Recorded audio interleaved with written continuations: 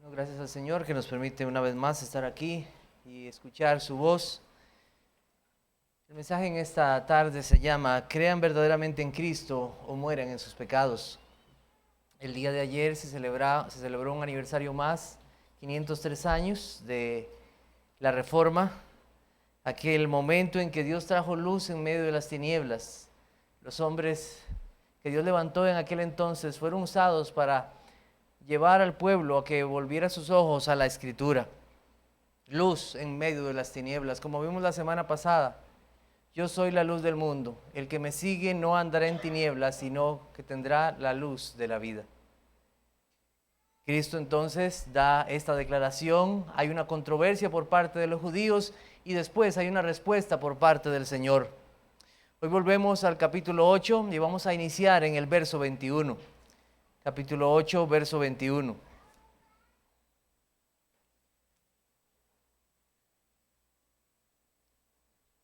Y inicia así: otra vez les dijo Jesús.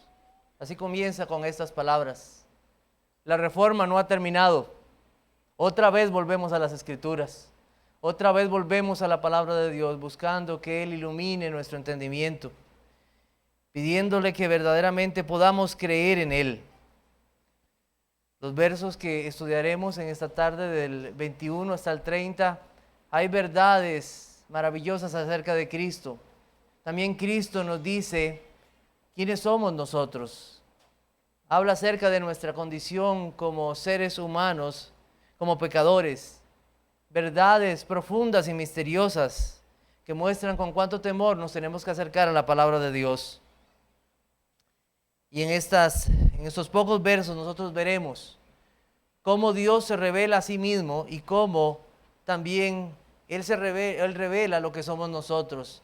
Aquel reformador Juan Calvino dijo algo acerca de la sabiduría, de esa sabiduría que es necesaria para todo ser humano y que consistía primero en conocer a Dios y conocernos a nosotros mismos. Así que los voy a invitar a que leamos Juan capítulo 8 de los versículos 21 hasta el 30. Dice así: otra vez les dijo Jesús: yo me voy y me buscaréis, pero en vuestro pecado moriréis. A donde yo voy, vosotros no podéis venir. Decían entonces los judíos: ¿acaso se matará a sí mismo que dice: a donde yo voy, vosotros no podéis venir? Y les dijo: vosotros sois de abajo, yo soy de arriba. Vosotros sois de este mundo, yo no soy de este mundo. Por eso os dije que moriréis en vuestros pecados, porque si no creéis que yo soy, en vuestros pecados moriréis. Entonces le dijeron: ¿tú quién eres? Entonces Jesús les dijo: lo que desde el principio os he dicho. Muchas cosas tengo que decir y juzgar de vosotros, pero el que me envió es verdadero, y yo, lo que he oído de él, eso hablo al mundo. Pero no entendieron que les hablaba del Padre. Les dijo pues Jesús: cuando hayáis levantado al Hijo del Hombre, entonces conoceréis que yo soy, y que nada hago por mí mismo, sino que según me enseñó el Padre, así hablo. Porque el que me envió conmigo está. No me ha dejado solo el Padre, porque yo hago siempre lo que le agrada. Hablando él estas cosas, muchos creyeron en él. Oremos para que el Señor nos ayude en esta escritura. Señor, gracias, porque tenemos la maravillosa oportunidad de nuevamente estudiar tu palabra. Y yo tengo el deber sagrado de decir estas cosas que dijo tu Hijo Jesucristo a muchos. Con temor nos acercamos, pero también con gozo de saber que un día tu Hijo Jesucristo fue levantado para salvación de su pueblo. Ahora ilumina nuestro entendimiento, amonesta nuestras conciencias. Danos a todos un deseo de escuchar con fe tu palabra, ya sean niños, adultos, ancianos. Guíanos, Señor, para que podamos creer en aquel que fue enviado. Gracias por todos los que has traído en esta tarde. Que al salir de este lugar no salgamos como entramos, sino creyendo más y arrepintiéndonos más. Gracias porque hoy nos permites cantar, orar, traer ofrendas y sobre todo escuchar tu bendita palabra. En tu Jesucristo oramos. Amén.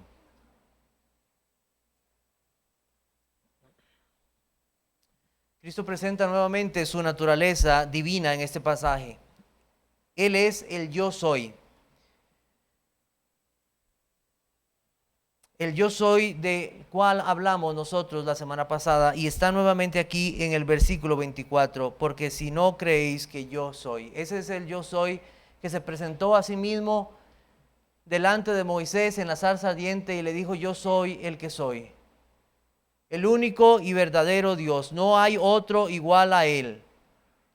Es el Dios que existe en tres personas y una de ellas es el Hijo eterno. Este Hijo eterno tiene una procedencia, Él es de arriba. Él tiene su lugar junto al Padre. Nadie puede por sí mismo ir al Padre y venir, sino el Hijo, y ocupar su lugar de gloria y honor que le pertenece. El cielo es la morada especial de Dios, es el lugar donde nada inmundo entrará, donde solamente los salvos entrarán por gracia. Es el lugar donde seres santificados pueden estar, un lugar que es real y que nuestra mente finita no puede comprender todo lo que existe y hay en ese lugar. Pero de una cosa estamos seguros: ahí está Dios, ahí está Él, el lugar más maravilloso. El que es perfecto, sin maldad, al cual por creer en Cristo las personas pueden llamar Padre y venir a Él. Una y otra vez Cristo, el Hijo, habló de su Padre. Tenemos nuestros padres terrenales. Y qué hermoso cuando un hijo honra a un padre. Qué bonito cuando un hijo dice cosas bonitas de su padre, ¿verdad? Es algo muy hermoso. Qué honra y qué honor. Pero al final todos como hijos sabemos que nuestros padres fallan, que nuestros padres se equivocan, que muchas veces prometen cosas y no pueden cumplirlas. Pero no así de Cristo. Cuando Cristo habló de su Padre, habló de aquel que es perfecto, único y verdadero, aquel que no falla, aquel que no se equivoca, aquel que es todo verdad. Cristo habló de su Padre como aquel que tiene una eterna comunión con Él. Cristo dice que su Padre le envió. Hubo uno que envió y otro que fue enviado. Es una misma voluntad. El Hijo fue enviado y el Hijo se ofreció a sí mismo por los suyos. El Padre no envió a un ángel o envió a un arcángel. Él envió a su Hijo unigénito. Envió a su amado. El enviar al Hijo no fue el último plan, no fue el plan de emergencia, no fue que dijo: bueno, ¿y ahora qué vamos a hacer? Todos los profetas han fallado, los sacerdotes han fallado. ¿Qué vamos a hacer? Voy a enviar a mi Hijo. No, no fue así. Es el plan eterno trazado desde la eternidad. A veces nosotros nos admiramos de cosas y de logros a través de la humanidad. Cosas que lograron años en lograrse y hacer. Cierta medicina, cierta máquina, cierto invento. Y los hombres exaltan todo el ingenio humano y todo el tiempo que llevó eso. Pero no exaltan el plan eterno y perfecto de la Trinidad al enviar al Hijo. El plan eterno de redención. Y nosotros, al pensar en esas palabras de aquel que fue enviado, nosotros debemos exaltar al Señor y darle gracias por ese plan maravilloso y perfecto. El que me envió debe causarnos entonces agradecimiento y humillación. Él lo envió como lo prometió. Él lo envió en el cumplimiento del tiempo. Él lo envió y ha dado testimonio de Él. Lo envió para hacer su voluntad. Con esta frase también Cristo les hizo llamar la atención a aquellos judíos que no creían en Él. Debían volver sus ojos a la Escritura y ver que ese que tenían ahí al frente era el Mesías. Ver sus obras, ver sus palabras y creer en Él. Pero no lo hicieron.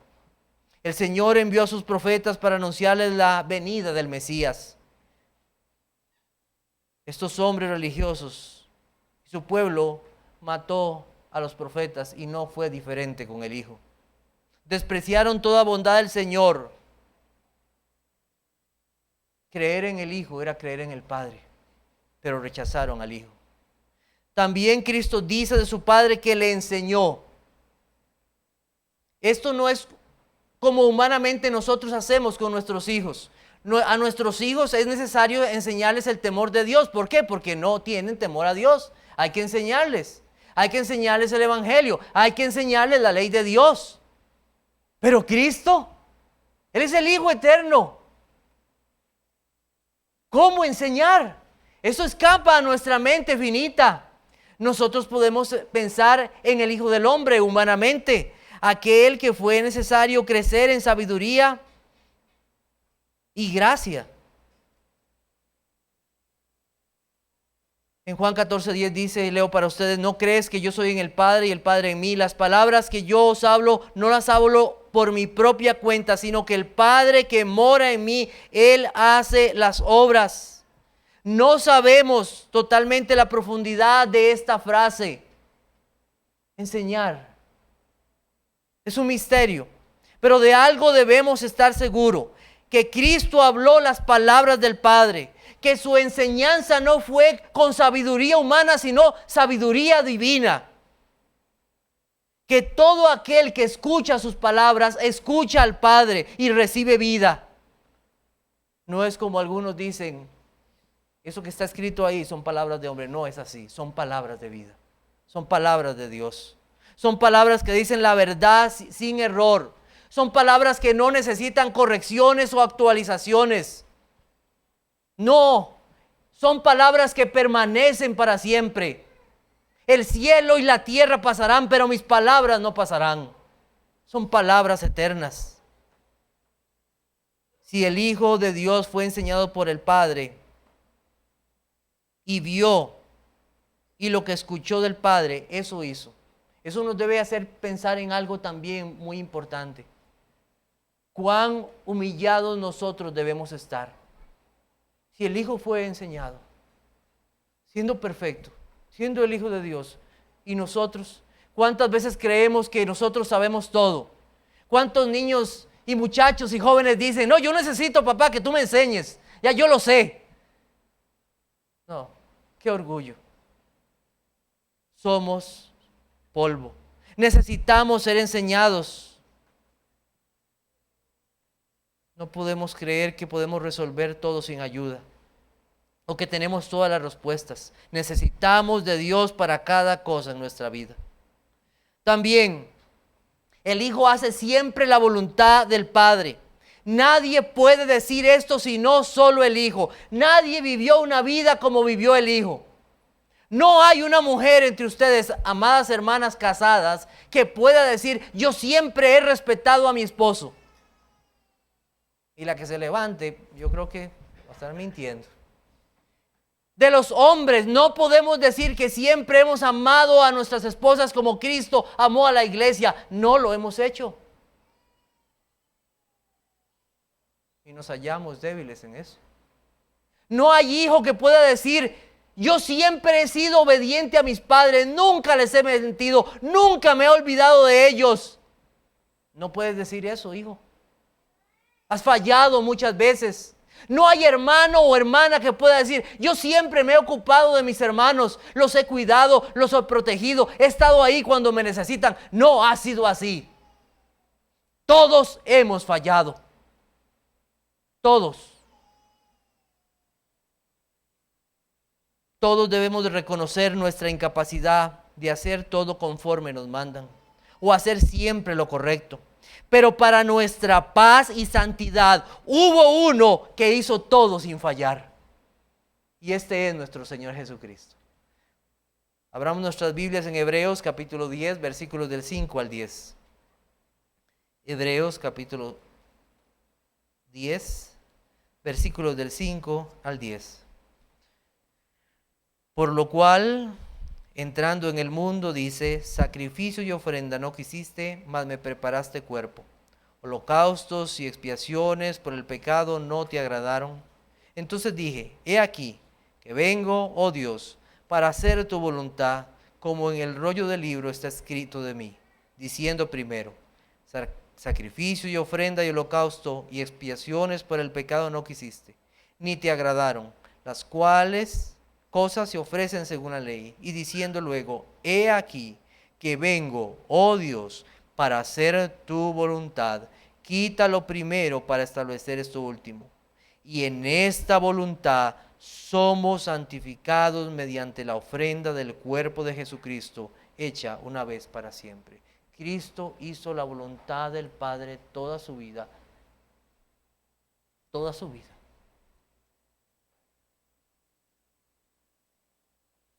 En esa obediencia perfecta, los suyos son santificados.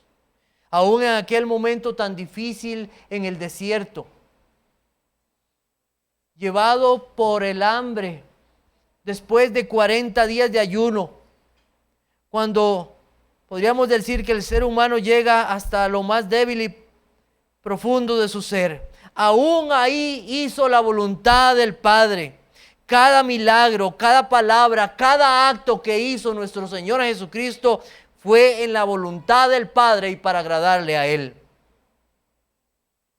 Adán, el primer hombre creado, siendo bueno, no hizo lo que le agradaba al Padre. No lo hizo. Hizo su propia voluntad. Desobedeció. Pero Cristo vino para cumplir la voluntad del Padre, como está escrito. La voluntad del Padre siempre es y será agradable y perfecta. Y Cristo quiso complacer al Padre, hacer lo que le agrada.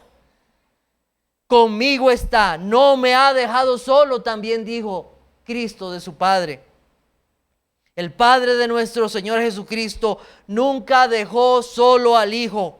Aún en aquel momento en la cruz del Calvario tampoco le abandonó. Elí, Elí, lama sabactaní. Esto es, Dios mío, ¿por qué me has desamparado? Nunca significó una separación de la Trinidad, sino que el Hijo del Hombre, como el enviado en su humanidad, estaba llevando la culpa del pecado por su pueblo, llevando sobre sí mismo la ira y el castigo que era para los suyos. No era el Padre quien estaba sufriendo el castigo de la ira, sino el Hijo en su carne, que siempre fue amado y nunca dejó de serlo. Y entonces Dios le exaltó y le dio un nombre sobre todo nombre, para que en el nombre de Jesús se doble toda rodilla de los que están en los cielos y en la tierra y debajo de la tierra, y toda lengua confiese que Jesucristo es el Señor, para gloria de Dios el Padre. Jesús, ante Él se doblará toda rodilla. Jesús habló de sí mismo como juez. Él es el juez. Dios Padre juzgará al mundo en Cristo. Muchas cosas juzgará Dios de los hombres y juzgaría de ellos, pero no lo hizo en ese momento específico. Y eso no significa que no tenga la capacidad o el poder o el deber de hacerlo. Él tiene toda autoridad para juzgar y decir a los hombres lo que son ellos. El corazón de los hombres para Cristo es una ventana abierta. Es una ventana abierta. Él conoce la intención, lo profundo del ser humano. En su misericordia mostró a los hombres su estado espiritual. Y como veremos, les dijo a dónde irían si no creían en Él. El juicio vendría un día, aquel terrible día donde todas las personas se presentarán delante de Él. En este momento, Cristo no había venido directamente a juzgar al mundo, sino a salvar al mundo. Él vino a buscar y a salvar lo que se había perdido. Vendrá un día de juicio para toda la humanidad, donde se presentarán todos los hombres. No habrá retraso, no habrán incapacidades. Todos los hombres se presentarán delante de Él. En Juan capítulo 12, pueden buscar versículos 47 al 49. Juan capítulo 12, versículos 47 al 49. El que oye mis palabras y no las guarda, yo no le juzgo. Porque no he venido a juzgar al mundo, sino a salvar al mundo. El que me rechaza y no recibe mis palabras tiene quien le juzgue. La palabra que he hablado, ella le juzgará en el día postrero. Porque yo no he hablado por mi propia cuenta. El Padre que me envió, Él me dio mandamiento de lo que he de decir y de lo que he de hablar. ¿Qué nos dice más Cristo? Cristo nos dice en estos pasajes en Juan que Él sería levantado. Esto se refiere a su crucifixión. En Juan 3:14 dice, y como Moisés levantó la serpiente en el desierto, así es necesario que el Hijo del Hombre sea levantado. La cruz de Cristo, la terrible forma en que aquel imperio romano castigaba y mataba a los malhechores. Y no fue casualidad que Cristo muriera en esa cruz. Todo estaba determinado en el cumplimiento del tiempo. Todo estaba determinado. Cristo moriría siendo el escándalo para el mundo, pero la salvación para su pueblo. Nuestro Señor daría su vida y llevaría en unas pocas horas la culpa por el pecado de los suyos. Aquel que es Dios y hombre moriría como hombre. Y en unas pocas horas, solo aquel que es Dios podría perdonar el pecado de los suyos. Apagaría la ira del Padre por la maldad de los que serían salvados. Solo aquel que es Dios y hombre podría sofocar el castigo y la condenación por el pecado. Cuando una persona es salvada por una obra que va más allá de nuestro entendimiento, esa persona es unida a Cristo en la muerte de Cristo y al mismo tiempo en su resurrección. Aquel día en la cruz no fue algo nada más histórico para los cristianos. Para nosotros, el día en que Cristo murió es salvación, porque ese día fuimos unidos con Cristo para siempre, unidos con Él para siempre, muerto al pecado y resucitado con Cristo. Vamos a buscar Romanos capítulo 6, versículos del 5 al 10. Romanos capítulo 6, versículos del 5 al 10. Dice así: porque si somos plantados juntamente con Él en la semejanza de su muerte, así también lo seremos en la de su resurrección. Sabiendo esto, que nuestro viejo hombre fue crucificado juntamente con Él, para que el cuerpo del pecado sea destruido, a fin de que no sirvamos más al pecado. Porque el que ha muerto ha sido justificado del pecado. Y si morimos con Cristo, creemos que también viviremos con Él. Sabiendo que Cristo, habiendo resucitado de los muertos, ya no muere, la muerte no se enseñorea más de Él. Porque en cuanto murió al pecado, murió una vez por todas, mas en cuanto vive, para Dios vive. Versículo 11, así que vosotros considerados muertos al pecado, pero vivos para Dios en Cristo Jesús, Señor nuestro. Esa es la verdad que proclamamos. El que por la gracia de Dios ha creído en Cristo sabe que ha sido crucificado con Cristo, que fueron las palabras de Pablo: con Cristo estoy juntamente crucificado y ya no vivo yo, mas vive Cristo en mí. Y lo que ahora vivo en la carne, lo vivo en la fe del Hijo de Dios, el cual me amó y se entregó a sí mismo por mí. Esa es la declaración de fe de un cristiano. He muerto con Cristo y he resucitado con Él. Hoy salvado, y no sé el día en que el Señor le trajo a usted a salvación, pero su salvación fue hecha y realizada hace más de 2000 años en aquel día en la cruz del Calvario. Hoy salvado, pero con fe en Él es unido para morir a la esclavitud del pecado y resucitar a una vida nueva. El poder sale de ese día en la cruz por la muerte de Cristo y es real y vivo para morir al pecado y resucitar a esa nueva vida.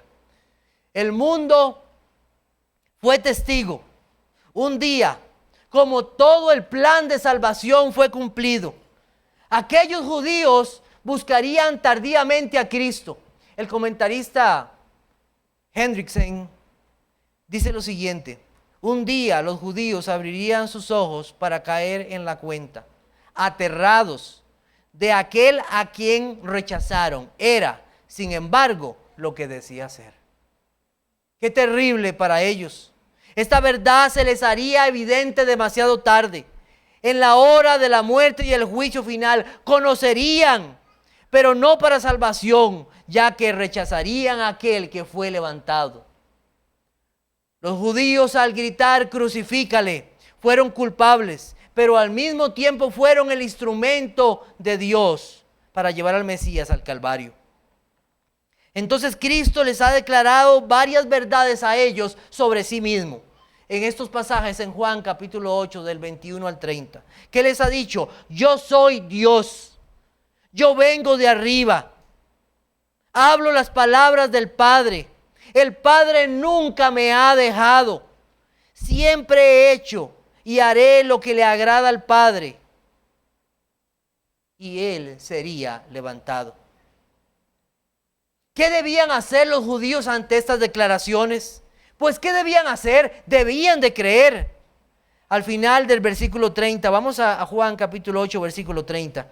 Y dice ahí, hablando Él estas cosas, muchos creyeron en Él. Y yo estoy de acuerdo con muchos de los comentaristas acerca de este creyeron. Yo creo que fue un creyeron nada más, de que asintieron una verdad, pero no que verdaderamente habían creído en Cristo para su salvación. Dice Juan Carlos Rael, también escritor bíblico, lo siguiente: ¿hasta qué punto pueden los hombres estar tan convencidos intelectualmente de la verdad de la religión y ser conscientes de su deber sin que sus corazones sean renovados y se aparten del pecado? Es uno de los fenómenos más dolorosos de la historia de la naturaleza humana. Conocer, saber, pero no creer. Terrible condición de aquellos entonces que se conforman con creer ciertas cosas, pero no rendirse a Cristo y seguirle. Ahora vamos a la segunda parte. Eso dijo Cristo a ellos, pero ¿qué de sí mismo? Ahora vamos a ver qué dice Cristo acerca de estos hombres judíos. En primer lugar, el hombre se justifica a sí mismo. Juan capítulo 8, versículo 22. Dice así: decían entonces los judíos, ¿acaso se matará a sí mismo que dice, a donde yo voy vosotros no podéis venir? Ellos pensaban que Cristo se iba a suicidar. Eso es ofender a Cristo, ¿sabe? Sería violar el mandamiento: no matarás, no cometerás suicidio, no asesinarás.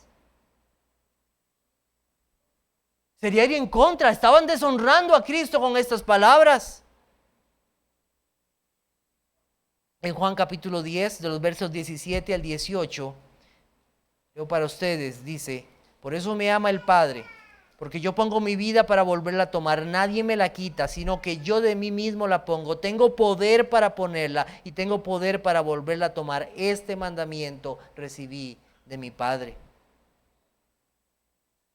Lo que los judíos estaban haciendo con este pasaje en Juan capítulo 8, versículo 22, era decir: Cristo se va a suicidar, Cristo se va a ir al infierno, no lo vamos a poder seguir porque nosotros vamos a ir al cielo.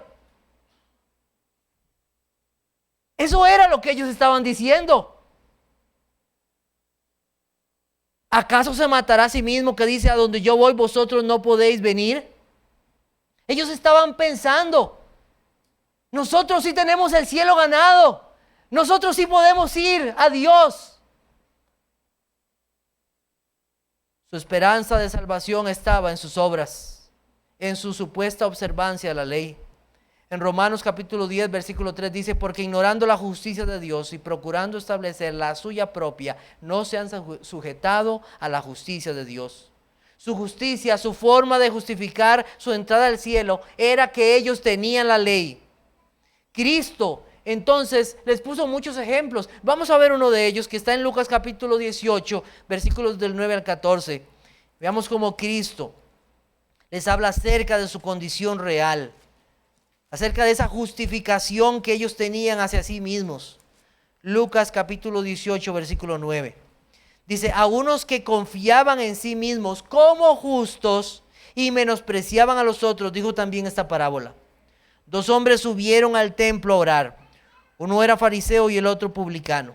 El fariseo, puesto en pie, oraba consigo mismo de esta manera: Dios, te doy gracias porque no soy como los otros hombres, ladrones, injustos, adúlteros, ni aun como este publicano. Ayuno 2 veces a la semana, doy diezmos de todo lo que gano. Mas el publicano, estando lejos, no quería ni aún alzar los ojos al cielo, sino que se golpeaba el pecho, diciendo: Dios, sé propicio a mí, pecador. Os digo que éste descendió a su casa justificado antes que el otro, porque cualquiera que se enaltece será humillado, y el que se humilla será enaltecido. La justicia por medio de las obras, de creerse bueno, de creerse que no soy tan malo como los otros, es un engaño mortal. La mayoría de ellos nunca pudieron admitir que eran incapaces de aportar algo para la salvación. Ellos se creían capaces de ganarse su salvación. Sí, también vosotros por fuera la verdad os mostráis justos a los hombres, pero por dentro estáis llenos de hipocresía e iniquidad. Mateo 23, 28.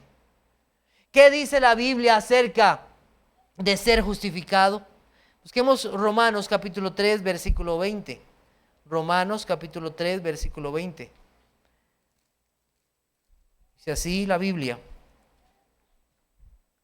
ya que por las obras de la ley ningún ser humano será justificado delante de él, porque por medio de la ley es el conocimiento del pecado. Leo para ustedes Gálatas 2:16: sabiendo que el hombre no es justificado por las obras de la ley, sino por la fe de Jesucristo. Nosotros también hemos creído en Jesucristo, para ser justificados por la fe de Cristo, y no por las obras de la ley, por cuanto por las obras de la ley nadie será justificado. Toda la humanidad es así, se justifica a sí misma. Y por eso necesitamos predicarles el evangelio, pero también la ley. Que los hombres necesitan saber que son pecadores y que necesitan correr a Cristo. Todo deseo de conformarse a Dios fuera de Cristo es en vano. Solo en Cristo una persona es justificada. Él y solo Él vivió la vida perfecta. Y solo Él en su muerte y en su resurrección da vida y perdón al pecador. La fe en Cristo humilla a los hombres. ¿Por qué? Porque les dice: abandone todo lo que usted es para confiarse en Jesucristo. Humilla. Y solo el que se humilla será enaltecido. ¿Qué otra cosa dijo Cristo de estos hombres? Eran mundanos. Juan 8:23. Y les dijo: vosotros sois de arriba. Versículo 23, y les dijo: vosotros sois de abajo, yo soy de arriba. Vosotros sois de este mundo, yo no soy de este mundo. Al referirse Cristo a que ellos eran mundanos, habló de forma espiritual. Se refería que sus anhelos, deseos y corazones estaban ligados a las cosas de esta vida. Su vida no se conformaba a la verdad de Dios, sino a lo que ellos habían determinado como su verdad. Como dijo Cristo, ellos estaban en tinieblas. El reino de Cristo no es de este mundo, pero el reino de ellos era de este mundo. El materialismo, lo más importante es lo que yo tengo, la plata que tengo, la casa que tengo, el carro que tengo, el estudio que tengo, la salud que tengo. El humanismo. Yo soy lo más importante. Yo determino qué es bueno y qué es malo. Y nadie tiene derecho a decirme las cosas. El humanismo piensa en sí mismo y él determina su vida. La inmoralidad, entregado a los deseos de su corazón, vicios, placeres sexuales, al orgullo, a la vanagloria de la vida.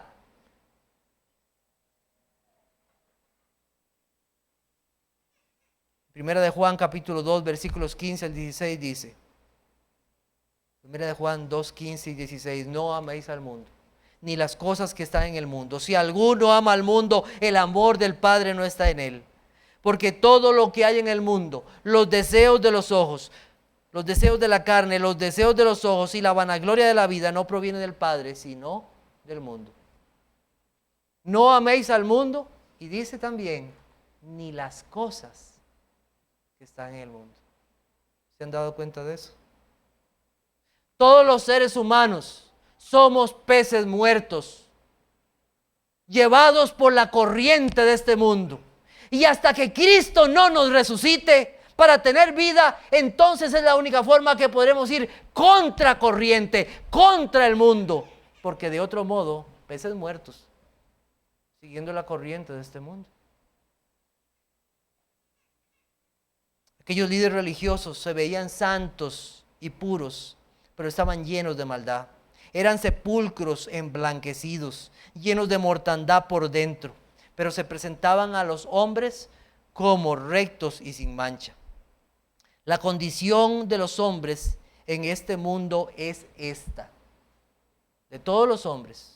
En aquel tiempo estabais sin Cristo, alejados de la ciudadanía de Israel y ajenos de los pactos de la promesa, sin esperanza y sin Dios en el mundo, dice Efesios 2:12. Sin esperanza y sin Dios en el mundo. Mundanos, entregados a esta vida. Pero Cristo vino a este mundo perdido para salvar pecadores.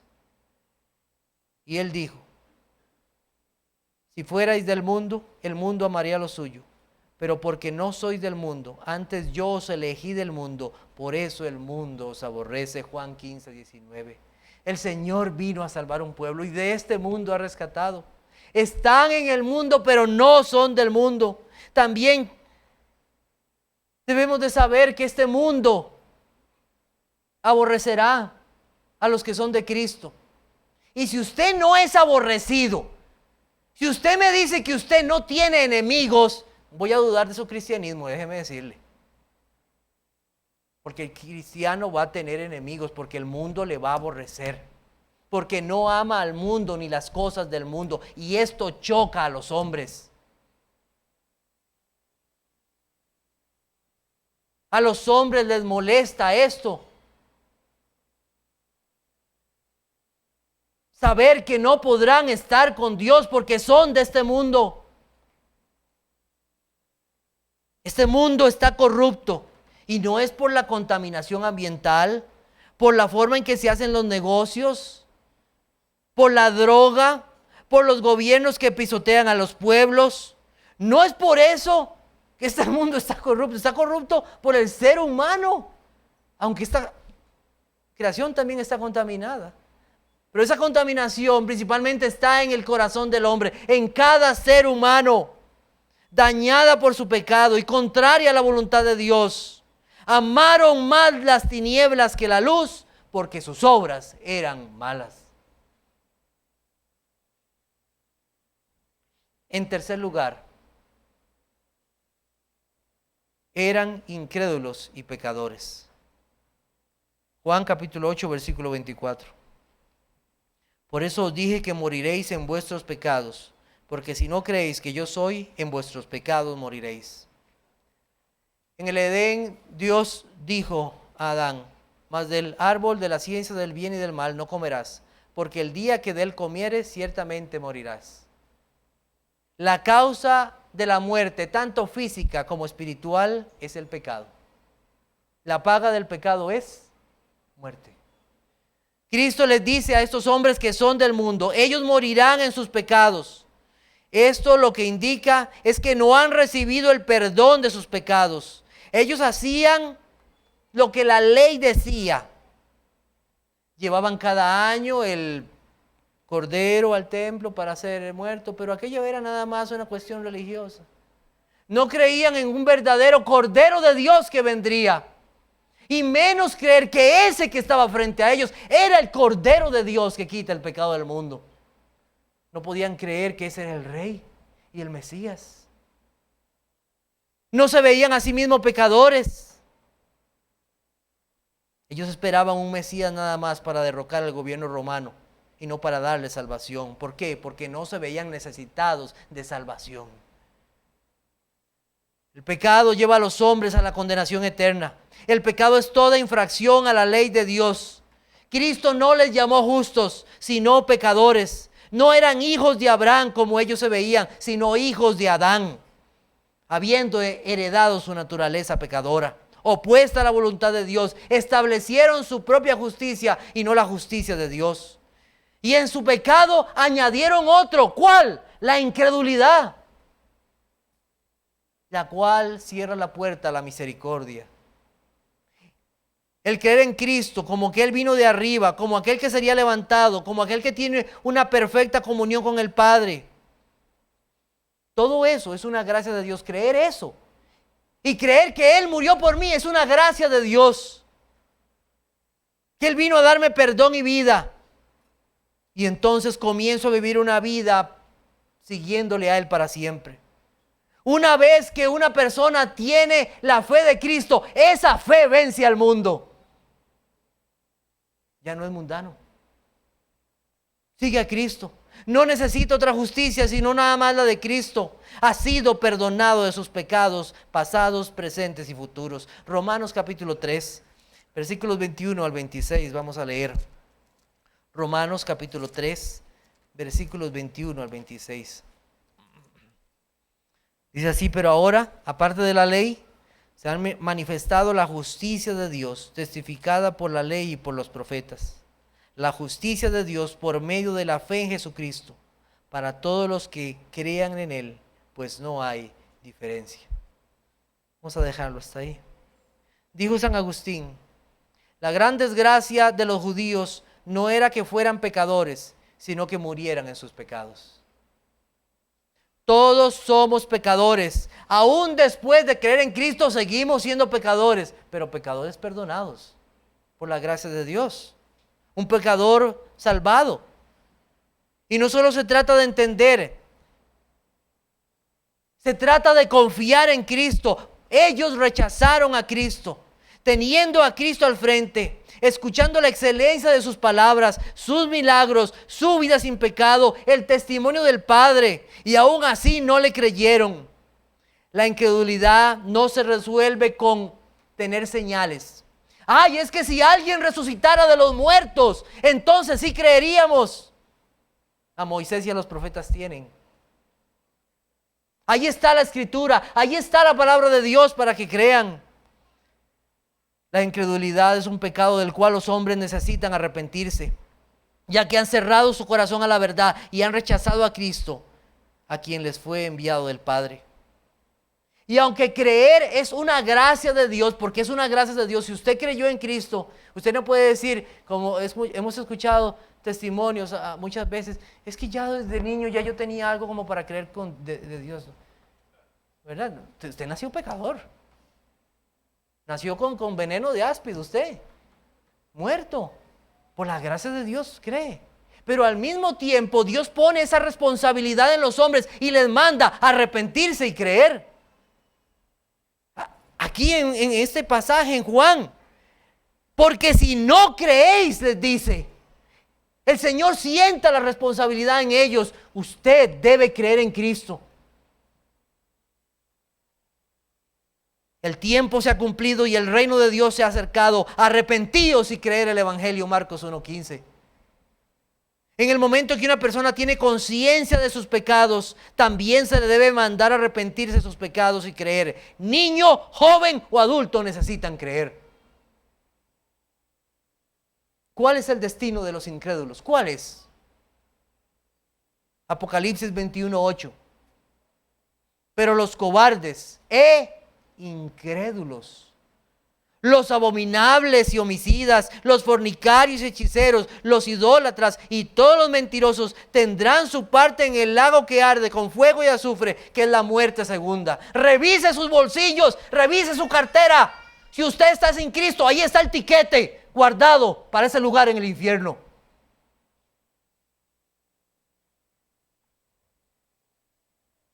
Aquellos judíos recibieron mucha luz, conocieron al Salvador, hasta dice que creyeron, pero aún así no se entregaron a Cristo, no le siguieron, no se arrepintieron.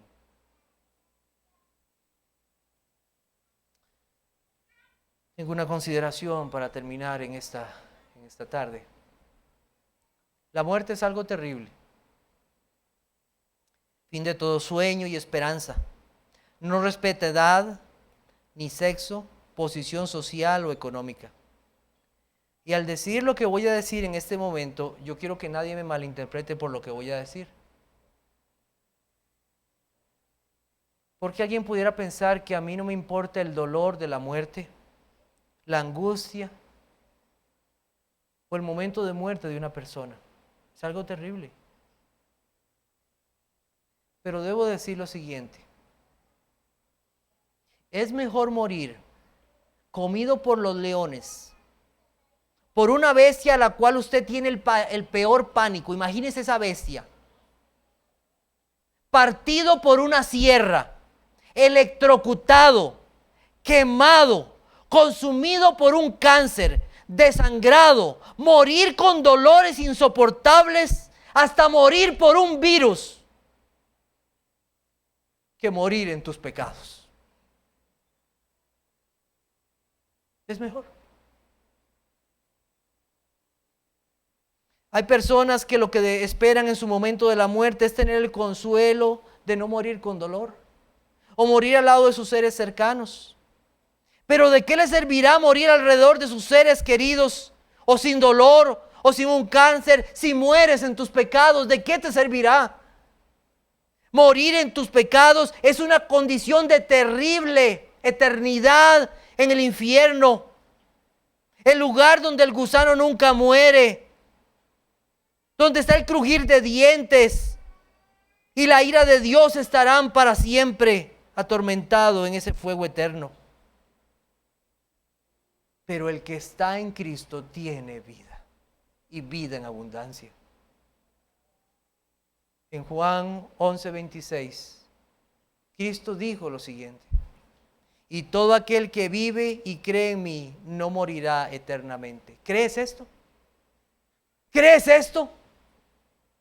Puede ser que mueras por alguna cosa terrible en esta vida, pero si estás en Cristo no morirás eternamente. No morirás. En aquel día de la resurrección, en Cristo, ese cuerpo dolido por cáncer o por lo que haya sido, resucitará glorioso en semejanza a Cristo. Alma y cuerpo unidos en Cristo para siempre. Así como hay un cielo, hay un infierno. Cristo dijo de ellos: ustedes son mundanos. Y lo mismo dice de todos hoy que están sin Cristo. Lo que son sus vidas, eso refleja lo que ustedes son. Y si ustedes mueren sin Cristo, sus pecados le llevarán a un lugar más profundo que la tumba. Les dijo a ellos: ustedes se han negado a creer en mí, por lo tanto morirán en sus pecados. Son sus pecados. Cada uno de nosotros tiene pecados por qué dar cuenta a Dios. Hoy tenemos la cena del Señor. Vendrá un momento de reflexión. Cada uno tiene pecados que confesar al Señor.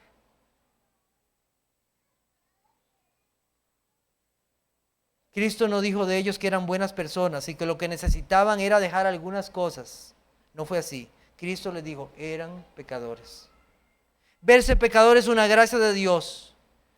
En las tinieblas nadie ve lo malo. En las tinieblas nadie ve lo cochino, lo sucio. Oh Señor, danos luz para vernos como verdaderamente somos. Vernos como tú dices ahí que somos. Vernos mundanos, vernos pecadores, vernos incrédulos. Necesitamos de tu luz, Señor. Necesitamos que nos alumbres y nos saques de esta mundanalidad. Te pregunto, ¿eres tú mundano? Oh almas adúlteras, ¿no sabéis que la amistad del mundo es enemistad contra Dios? Cualquiera pues que quiera ser amigo del mundo se constituye enemigo de Dios. La amistad es una cercanía voluntaria con todo lo que este mundo ofrece contrario a Dios. La mundanalidad está en el corazón. Se puede estar escuchando de Dios, se puede venir a una iglesia, o ir a una iglesia que predica la palabra de Dios de forma sana y fiel, y aún así ser un mundano. Un corazón que desea entregarse a todo deseo de maldad y adoptar la ideología de este mundo. No hay edad para la mundanalidad. Desde los niños a los adultos, todo aquel que tiene en su corazón un amor por las cosas de esta vida y que no está dispuesto a dejarlo todo por Cristo, es un mundano. Cristo dijo de los suyos: Pero ahora voy a ti y hablo esto en el mundo, para que tengan mi gozo cumplido en sí mismos. Yo les he dado tu palabra y el mundo los aborreció, porque no son del mundo, como tampoco yo soy del mundo. No ruego que los quites del mundo, sino que los guardes del mal. No son del mundo, como tampoco yo soy del mundo. Asegúrese que usted no es del mundo. Vaya a Cristo hoy y arrepiéntase. Si eres de Cristo, sigue huyendo de la corrupción de este mundo. Sigue huyendo. No hay nada en este mundo que te dé vida. Cristo es la vida. Amigo, el mundo pasa y sus deseos, pero el que hace la voluntad de Dios permanece para siempre. Finalmente, les recuerdo este pasaje que está en Isaías 55:7. Deje el impío su camino y el hombre inicuo sus pensamientos, y vuélvase a Jehová, el cual tendrá de él misericordia, y al Dios nuestro, el cual será amplio en perdonar. Para aquellos judíos fue muy tarde, rechazaron a Cristo.